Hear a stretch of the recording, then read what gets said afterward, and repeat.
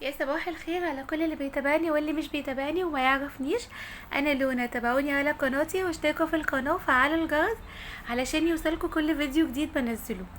عايزه اقول لكم يا جماعه، لو عندكم فينو بايت بلاش ترموه، بس مش يكون باظ خالص، يعني يكون بايت يوم كده او يومين، يبقى ناشف ما ينفعش تعمل سندوتشات. حرام ترميه. تعالي اقول لك هنعمل بيه حاجه حلوه قوي لينا ولولادنا ونحلي بيها يومنا. يلا بينا. اول حاجه بجيب كده الفينو بتاعي وبقطعه كده طرنشات بالسكينه بالشكل ده، يبقى الحجم بتاعها كده طرنشات كلها متساويه زي بعضها. وبعدين كده انا جبت هنا استخدمت قوالب فخار. ممكن لو مفيش فخار ممكن تستخدمي بايركس. يعني تستخدمي اي قالب يدخل الفرن، مفيش اي مشكله خالص، هيبقى تمام معاكي. وابتديت كده ارص الفينو في القوالب. وبعدين جبت معايا هنا، كنت مسخنه لبن. المهم يكون لبن سخن، ما يبقاش لبن بارد، عشان يخلي الفينو كده يطرى، يعني يبقى طري معاكي. وببتدي كده انزل باللبن على القوالب. وبعدين بجيب بقى معلقه كده وبفضل انزل في الفينو. بصوا كده طري خالص بقى الفينو باللبن. عايزه اقول لكم انا اصلا بحب الفينو باللبن كده لوحده بشويه سكر وبس. دي اسمها آه اسمها فتة القطط. فانا قطه يعني يا جماعه، انا كنت بحب الاكله دي جدا وباكلها كتير قوي يعني.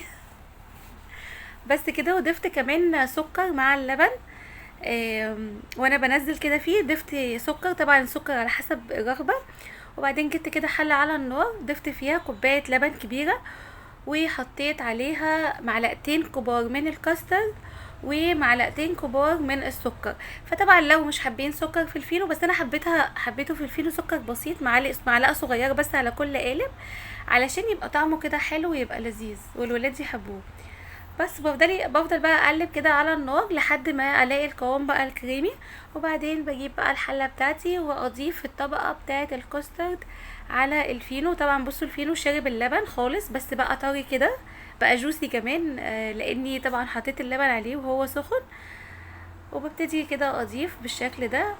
خليت الكاسترد كده عليه. وبعدين ببتدي افرغ كده بالمعلقه على اساس ان الكاسترد يختلط بالفينو اللي تحت.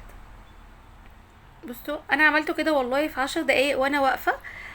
كان في فينو بايت عندي فاستحرمت ان انا ارميه ودخلته على الفرن في الرف الاوسط على درجه حراره 180. لقيته احمر كده وبقى لونه جميل معايا. وشكله عامل ازاي بجد، حلو قوي، شبه ام علي.